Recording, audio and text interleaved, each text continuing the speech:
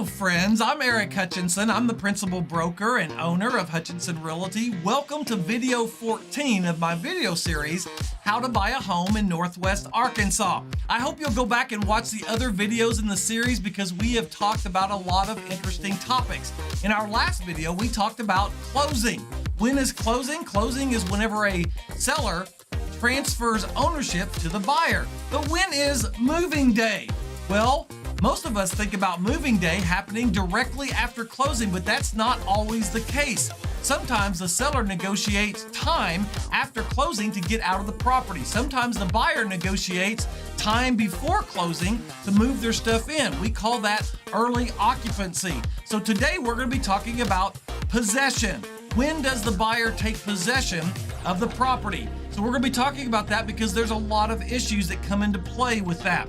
When does the buyer get into the property? Do they pay any rent? Does the seller pay rent if we close and they stay in the property after closing? What about utilities? What about a security deposit? What about if there's damage to the property and who pays the repairs? These are all things that we're going to talk about. So let's get into it, shall we?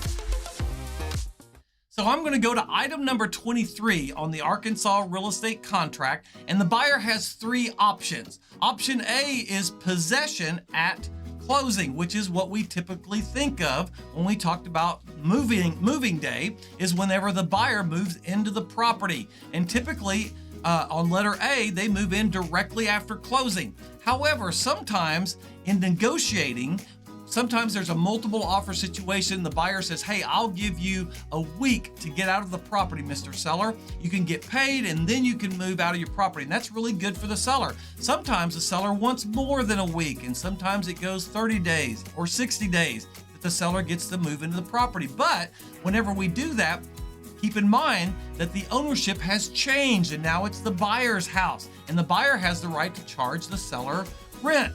So how do we do that? Well, if you notice in the form right below me, item number B says delayed possession, and we need a delayed occupancy addendum that will be attached to this real estate contract. And it states how long the seller has to move out of the property and if there's going to be any rent charge, and the rent is charged per day. Also, that the seller is going to maintain the utility bills in their name until they pass over possession to the buyer.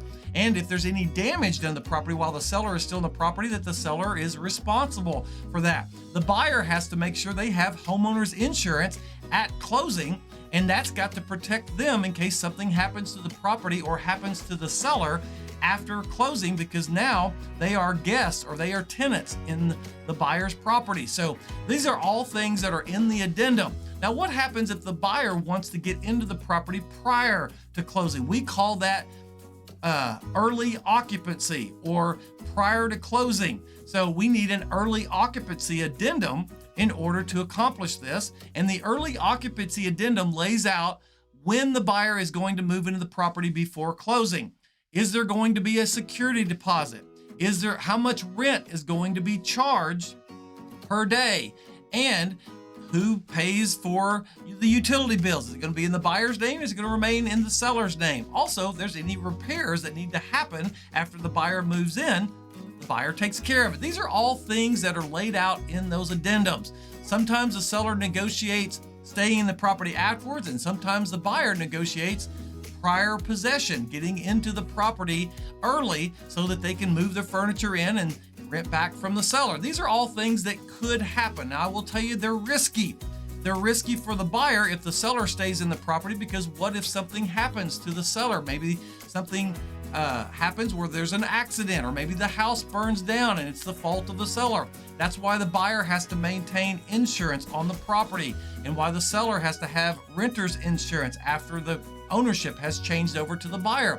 Same thing, if the buyer moves in prior to closing, the seller is putting themselves at risk because the buyer could do damage to the property, or something could happen to them while they're in the property before it is theirs. I will tell you that new construction, they don't ever want to do early occupancy. And the reason for that is that once the property is occupied, it is no longer considered new construction, and so it's a big risk for the builder or for the seller. So you don't normally see it on new construction. It's mostly done on resale homes. So I hope this information has been helpful to you.